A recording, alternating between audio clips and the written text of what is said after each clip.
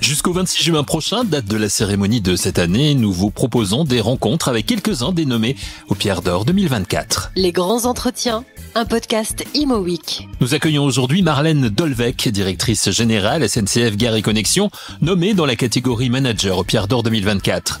Une nomination qui fait forcément plaisir, personnellement, bien sûr, mais aussi pour ces équipes de SNCF Gare et Connexions, comme nous l'explique Marlène Dolvec. Bien Eric, c'est avant tout la reconnaissance pour moi par les professionnels de l'immobilier que les gares font pleinement partie quelque part de leur écosystème. Et j'ai envie de dire que les gares font partie de notre écosystème à tous, qu'elles sont au cœur de notre patrimoine.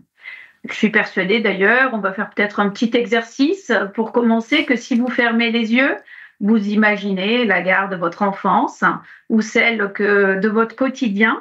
C'est peut-être la gare de Metz, avec ce magnifique vitrail de Charlemagne, ou la gare Saint-Lazare, avec ses rivets Eiffel.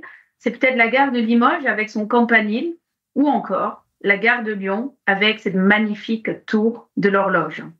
Les gares sont souvent qualifiées de vieilles dames, et notre métier, chez Gare et Connexions, c'est à la fois de les rénover, mais aussi de construire de nouvelles gares.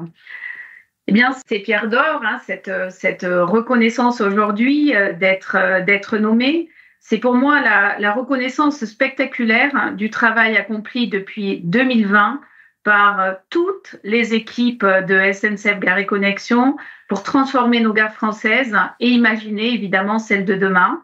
Je ne sais pas si vous le savez, mais notre activité chez Gare et Connexions, c'est 3000 gares en France, 10 millions de mètres carrés, 10 millions de voyageurs par jour dans nos gares et plus d'1 milliard d'investissements chaque année. 3000 gares en France avec chacune une histoire particulière que SNCF Gare et Connexions préserve évidemment tout en allant vers, vous nous l'avez dit Marlène Dolvec, vers la gare de demain.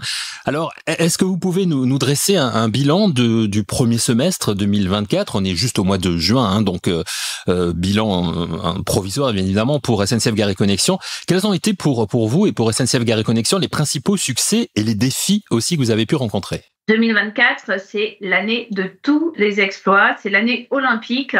Exploits en matière de rénovation de gares, on a une accélération extrêmement forte cette année, beaucoup d'inaugurations, la grande halle de Paris-Austerlitz, la première phase de modernisation de la gare du Nord, que je vous encourage à aller voir, mais aussi la transformation phénoménale, incroyable de la gare de Lyon-Part-Dieu. Je vous invite aussi à aller visiter, passer du temps dans nos gares et halls que nous venons d'inaugurer il y a quelques jours à Porte-Maillot, à Nanterre, à La Défense. L'année 2024, ça a été également l'année de l'accessibilité, puisque pour les Jeux Olympiques, on voulait absolument que nos gares olympiques soient 100% accessibles. D'ailleurs, pas que les gares olympiques, beaucoup de gares en France, puisqu'on a un programme de 727 gares à mettre en accessibilité. Et j'ai peut-être envie de citer la gare de Saint-Denis, où nous avons réalisé un exploit réel, puisqu'il s'agissait de construire un passage souterrain sous l'axe ferroviaire le plus fréquenté d'Europe. La gare de Saint-Denis, c'est 1000 trains par jour. On a dû creuser et continuer à faire fonctionner le système ferroviaire, ne pas interrompre la circulation des trains. Et c'était une immense fierté, là encore une fois, d'inaugurer cette gare il y a quelques jours, totalement accessible aujourd'hui aux personnes à mobilité réduite, mais aussi à celles qui ont des bagages ou des enfants dans des poussettes. L'exploit, c'est également un exploit commercial cette année, puisqu'on a tous les investissements évidemment qu'on a fait nous ont permis de développer les espaces de services et de commerce dans nos gares. Et cette année, c'est plus de 10% d'évolution de notre chiffre d'affaires, ce qui traduit l'engouement pour les gares et aussi la qualité des services que nous avons mis en place. Alors, on est en milieu d'année, je le disais, on vient d'évoquer tout ce que vous avez réalisé déjà depuis le début de cette année, mais il y a encore, j'imagine, beaucoup de choses. Quelles sont vos perspectives et vos objectifs pour le reste de cette année 2024 au niveau de SNCF Gare et Connexions ? C'est toujours la devise olympique, toujours plus loin, toujours plus haut, toujours plus fort. On continue sur la dynamique des Jeux avec des projets et de nouveaux projets tout aussi ambitieux. Un programme d'investissement pour les 9-10 ans à venir de plus de 10 milliards d'euros. Ce sont de nouvelles gares à Marseille, à Nice, à Cannes, à Montauban, à Agen, à Mont-de-Marsan, avec la nouvelle ligne TGV du grand projet Sud-Ouest. En Normandie, on est en train d'imaginer une future gare pour Rouen. C'est aussi la transformation de nos gares en pôle d'échange multimodaux. On a 80 gares dont les projets sont en cours pour améliorer l'intermodalité autour de la gare, c'est-à-dire plus clairement l'accès à la gare. On était d'ailleurs à Bordeaux il y a quelques jours pour présenter le futur projet de la grande gare de Bordeaux. Ce sont évidemment toujours et encore des grandes rénovations patrimoniales. On a encore quelques grandes halles voyageurs à rénover. Si vous levez les yeux au ciel quand vous êtes sur les quais de la gare de Paris-Saint-Lazare, imaginez que cette grande halle historique, structure Eiffel, sera rénovée dans quelques années. Elle est ancienne, elle mérite une rénovation spectaculaire. Nous poursuivons également la mise en accessibilité des gares avec ces 727 gares qui seront totalement accessibles à partir de la fin de l'année prochaine. On aura quasiment fini notre programme de mise en accessibilité ou en tout cas lancé tous les projets de mise en accessibilité qui étaient absolument prioritaires. C'est un vrai saut de modernité pour nos gares. Et on prépare aussi l'avenir avec le développement des services express régionaux métropolitains. C'est l'accélération des flux et des cadencements de trains autour des métropoles. Et on est innovant. On développe des nouveaux prototypes qui seront ces gares autour des métropoles un peu nouvelles, comme la gare de Libourne, par exemple, sur laquelle nous travaillons aujourd'hui. Donc, les projets, nous n'en manquons pas. Nous n'en manquons pas dans le domaine ferroviaire. Mais peut-être je voudrais aussi raconter ce que nous faisons hors du ferroviaire avec notre filiale AREP.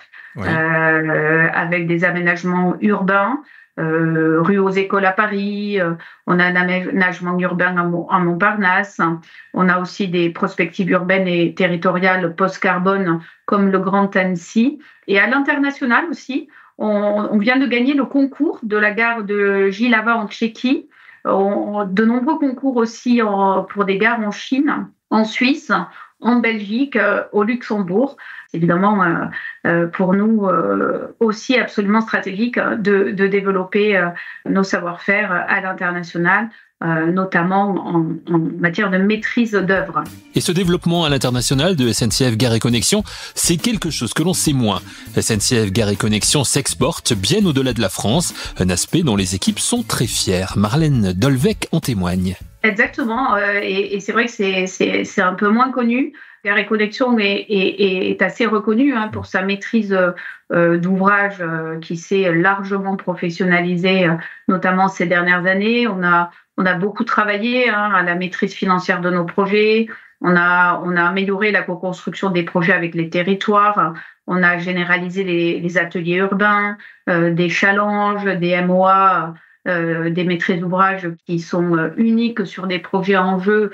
On arrive aujourd'hui à avoir la maîtrise d'ouvrage pour des métropoles, par exemple, dans le cadre de projets d'intermodalité. C'est ce qui se passe, par exemple, à Bordeaux, où Gare et Connexion a la maîtrise d'ouvrage de l'ensemble de l'intermodalité pour la métropole, financée par l'Europe, par la région, par la mairie, par Gare et Connexion. Donc ça, c'est vraiment aussi le développement ou la reconnaissance de notre savoir-faire.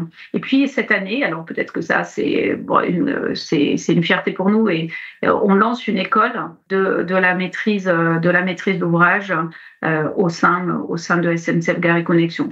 Donc la maîtrise d'œuvre est souvent plus globalement portée par AREP, notre filiale, et la maîtrise d'ouvrage par SNCF Gare et Connexion. Ça, c'est une belle nouvelle, je dirais. Une école, ça veut dire que vous allez former directement aussi les futurs employés de SNCF Gare et Connexion, si je comprends bien. Exactement, tout le monde va passer par cette école qui permettra dans la conceptualisation des projets ou en tout cas dans l'analyse des cahiers des charges ou dans la façon dont on gère les projets avec des méthodes assez classiques, un coût, qualité, délai, d'avoir des collaborateurs qui sont formés à la fois à l'augmentation du nombre de clients dans nos gares, donc le capacitaire, à la fois à la façon de construire de manière de plus en plus écologique, à la fois à la façon de gérer des projets ferroviaires dans des situations extrêmement complexes, puisque gérer des projets dans le ferroviaire, on a des quais et les quais c'est à côté des voies. Et donc évidemment, mais c'est aussi à côté de la caténaire. Donc ça veut dire que nos projets sont évidemment d'une complexité importante et on a considéré qu'il était important que tous nos équipiers passent par cette formation qui sera un vrai métier qui améliorera encore peut-être notre savoir-faire, notre fonctionnement et en tout cas on en est très fiers. Est-ce que vous pouvez, Marlène, partager avec nous quelques exemples, vous en avez déjà donné pas mal, mais des exemples de programmes ou de projets qui sont en cours actuellement chez SNCF Gare et Connexions? Oui, alors vous avez raison, je vous en ai cité déjà beaucoup, mais peut-être qu'il y en a un que j'ai envie de citer de manière additionnelle. C'est le projet emblématique de la gare bioclimatique de Nice Aéroport, dont les travaux devraient démarrer fin 2025. Donc, c'est un concours qui a été gagné par nos architectes d'AREP. Et cette gare totalement intermodale, elle verra le jour pour les JO d'hiver à la montagne, montagne et sur toute la zone, les JO d'hiver en tout cas. Cette gare sera unique, ce sera la première bioclimatique d'Europe. Alors, je vous laisse imaginer une immense canopée équipée de 4000 m² de panneaux solaires, une véritable gare-jardin avec un espace vert de 4000 m² également de jardin en connexion avec toute la trame verte de l'écoquartier, plus de 150 arbres qui produiront de l'ombre sur près des 2/3 de la surface de cette gare, et y compris sur les quais. Ça, c'est très innovant. La création d'un parking de 450 places de vélos, des bornes de recharge pour les voitures électriques. Voilà, ce projet, pour nous, c'est vraiment la preuve de ce qu'on souhaite faire en termes de neutralité carbone et d'éco-conception, puisqu'on travaille sur toutes nos gares avec une démarche qui s'appelle EMC2B, énergie, matière, climat, carbone et biodiversité, qui nous permet de construire des gares les plus adaptées aux sujets et aux enjeux climatiques. La gare bioclimatique de Nice, première en Europe, futur grand projet important de SNCF Gare et Connexions, dont les travaux, nous disait Marlène Dolvec, débutent en 2025 pour une ouverture prévue pour les Jeux Olympiques d'hiver de Milan en février 2026. Le bioclimatique qui fait partie des défis, des opportunités auxquelles sont confrontés aujourd'hui le secteur des transports. Marlène Dolvec nous parle de la façon dont SNCF Gare et Connexions répond à ces défis. Là, c'est la façon d'y répondre en matière de bâtiments, c'est-à-dire qu'on réfléchit à la manière d'économiser, à la fois de baisser nos consommations d'énergie dans nos gares, mais aussi de créer de l'énergie, puisqu'on produit de l'électricité verte. À Valence, par exemple, on a totalement solarisé la grande halle voyageur de la gare de Valence. Donc, à la fois, on réduit nos consommations, à la fois, on crée de l'énergie.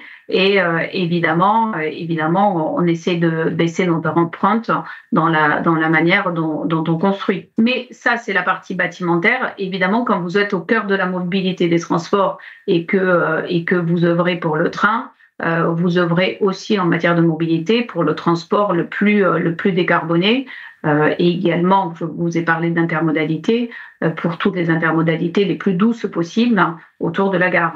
Est-ce qu'on peut évoquer, justement, puisqu'on est dans les opportunités, les défis, les tendances émergentes que vous observez dans le domaine des gares et la manière dont vous y répondez chez Gare et Connexions, comment vous anticipez, comment vous réagissez à ces changements? On peut le dire, on est dans une période de transition en ce moment. On est dans une vraie période de transition et aujourd'hui, Gare et Connexions est au cœur, est un des poumons des mobilités décarbonées d'aujourd'hui et de demain. La gare est un vrai poumon du ferroviaire, et nos gares doivent se transformer pour s'adapter à l'augmentation des trafics et des flux de voyageurs. Je vais vous donner l'exemple de la gare de Bordeaux. La gare de Bordeaux, c'est une augmentation de plus de 8% de trafic par an et même cette année, on a dépassé les 10%. Le programme dont je vous ai parlé tout à l'heure autour des services express régionaux métropolitains, qui est le développement des mobilités, ou en tout cas le développement des cadences autour des gares des métropoles, là aussi est un vrai accélérateur de flux. Et donc, évidemment, on doit s'adapter à cette augmentation capacitaire, beaucoup plus de monde dans nos gares, s'adapter à faire que toutes les connexions autour des gares soient les meilleures possibles. D'ailleurs, on s'appelle Gare et Connexion. Donc, connexion, on le porte également dans notre nom. Donc, il faut qu'on continue à grandir et adapter nos bâtiments voyageurs, qu'on continue à connecter nos gares à tous les modes de transport, qu'on continue à améliorer les conditions de confort en gare, le parcours voyageur, mais aussi l'accueil de nouveaux transporteurs ferroviaires, le développement de nouveaux services, le développement de nouveaux commerces. Donc les ambitions sont évidemment extrêmement nombreuses. Alors on aime bien terminer les interviews de cette façon chez Imo Week, à savoir vous poser la question, est-ce que vous pensez qu'il y a aujourd'hui dans ce marché immobilier un petit peu compliqué des raisons d'espérer pour l'avenir bien évidemment de SNCF Gare et Connexion et du secteur des transports en général, et si oui, quelles sont-elles pour vous, Marlène? Je suis absolument convaincu que le ferroviaire a absolument le vent en poupe. Je vais faire un jeu de mots. L'avenir de la SNCF est sur les rails. Quand on constate cette double tendance qui est d'une demande de plus en plus forte du train et en plus de l'ouverture du marché de transport à de nouveaux transporteurs comme Trenitalia qui est arrivé en 2020, Renfe en 2023. Ce doublement de la part modale du ferroviaire qui est envisagé pour 2030 fait que, effectivement, dans ce contexte immobilier que vous qualifiez de difficile, c'est vrai que les gares, en tout cas l'infrastructure des gares, a plutôt des projets d'ampleur devant nous, puisque le ferroviaire se développe et les gares sont au cœur de cet écosystème. Voilà, parce que si on veut donner envie de prendre le train, ma devise, c'est qu'il faut donner envie d'aller dans les gares. Donner envie d'aller dans les gares, une devise qu'applique Marlène Dolvec, directrice générale de SNCF Gare et Connexion, avec ses équipes, au sein des 3000 gares en France concernées, gares qui voient passer chaque année 10 millions de voyageurs. On retiendra aussi de cet entretien avec Marlène Dolvec la création d'une école de la maîtrise d'ouvrage au sein de SNCF Gare et Connexion pour former les futurs collaborateurs. Marlène Dolvec, que l'on remercie et à qui l'on souhaite bien sûr bonne chance pour la Pierre d'Or 2024 dans la catégorie manager dans laquelle elle est nommée. Merci à vous d'avoir écouté cette émission. On se retrouve très vite pour un nouvel épisode de Les grands entretiens, un podcast Imo Week.